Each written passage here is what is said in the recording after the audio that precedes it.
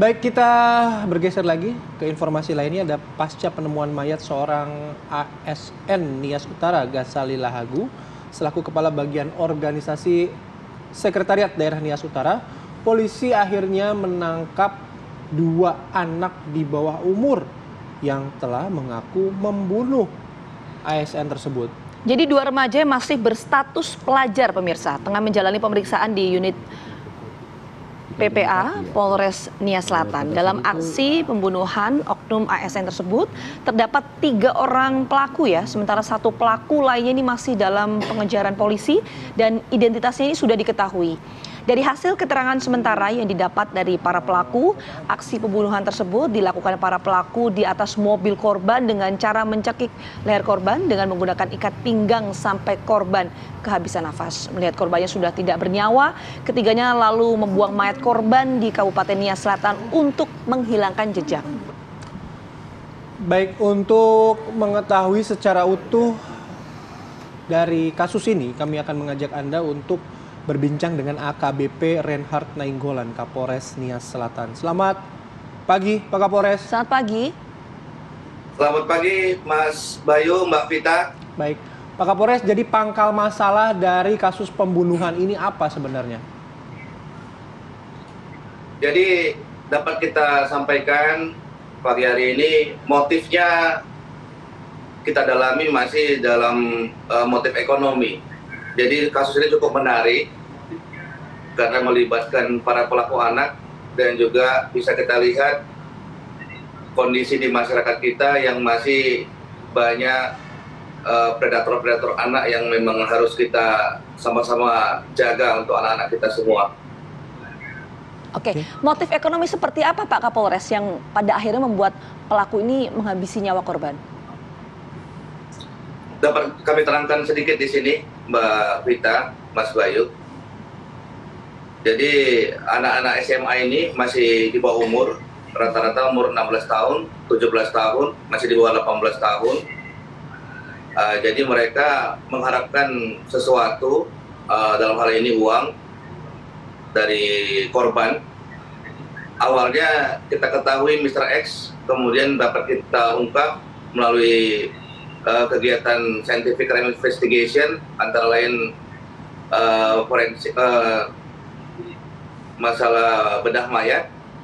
Kita ketahui korban atas nama Ghazali Lahagu yang merupakan ASN.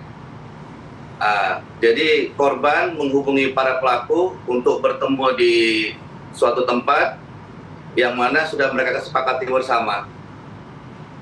Itu yang harus kita antisipasi untuk anak-anak kita semua. Oke, jadi korban sama pelaku ini sudah saling mengenal sebelumnya berarti ya? Atau gimana? Benar, Mbak Vita. Jadi korban dengan salah satu pelaku, ada 3 pelaku. Ada tersangka D, kemudian tersangka HZ, dan tersangka B yang sedang dalam pengejaran. Korban sudah lebih dahulu mengenal korban HZ, karena sudah 2 kali melakukan pertemuan.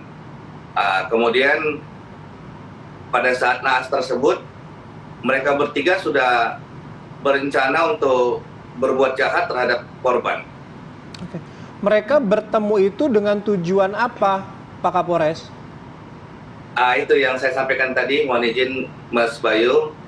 Jadi perlu kita antisipasi untuk anak-anak kita semua bahwa media sosial juga harus diawasi. Jadi bermula dari perkenalan mereka di Facebook. Antara korban dan pelaku ini sudah memiliki hubungan yang bisa kita katakan kurang baik lah, dalam tanda kutip. Artinya masih kita dalami terus karena kami masih memiliki rasa empati terhadap korban. Jadi masih kita duga bahwa korban ini sebenarnya dalam tanda kutip adalah pedofil seperti itu. Oh, oke. Makanya pertemuan itu terjadi begitu ya? Sudah lama saling mengenal atau bagaimana, Pak Kapolres? Keduanya ini, korban pelaku. Kalau untuk korban dengan pelaku atas inisial HZ sudah 2 kali bertemu. Jadi pada saat yang hari naas itu pertemuan yang ketiga. Oh, oke. Nah, Pak, yang memicu niatan untuk membunuh korban ini apa? Apakah memang hanya karena motif uang atau mungkin ada ketersinggungan, ada sakit hati dari para korban ini? Ya, boleh kami sampaikan sedikit di sini walaupun masih dalam penyelidikan. Jadi pada saat korban HZ dihubungi oleh korban juga dalam hal ini kasus pembunuhan, dia memanggil teman-temannya, tersangka D dan juga tersangka B. Mereka bertiga sudah berencana untuk merampok korban awalnya.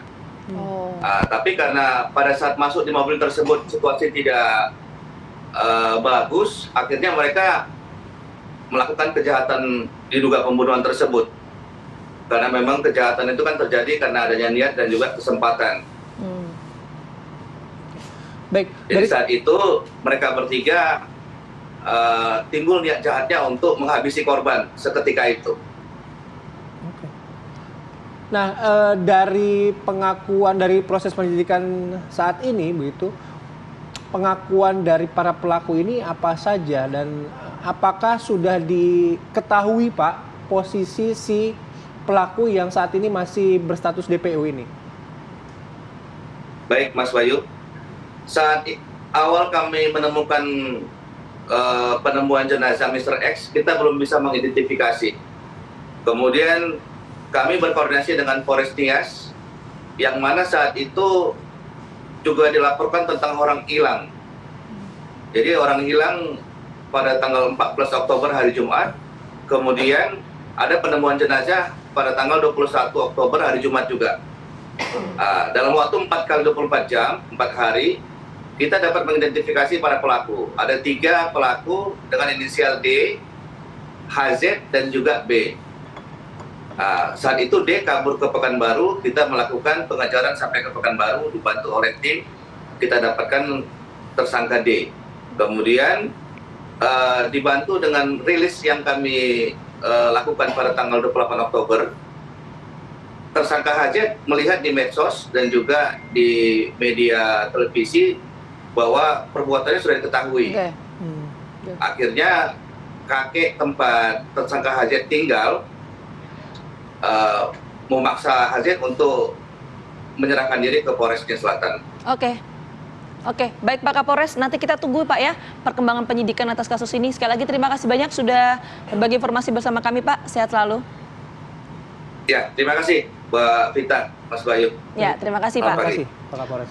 Oke, kita jeda dulu pemirsa, saat lagi kita akan hadirkan diskusi utama kita. Ini masih berkaitan dengan kasus hukum ya. Kemarin ini untuk pertama kalinya terdakwa Ferdy Sambo dan Putri Chandrawati bertemu tatap muka secara langsung dengan orang tua dari Brigadir Yosua. Kita akan coba membahas lebih lengkap mengenai pertemuan perdana antara keduanya. Tapi kita jeda dulu. Apa kabar Indonesia Pagi akan kembali hadir saat lagi untuk Anda, tetap bersama kami.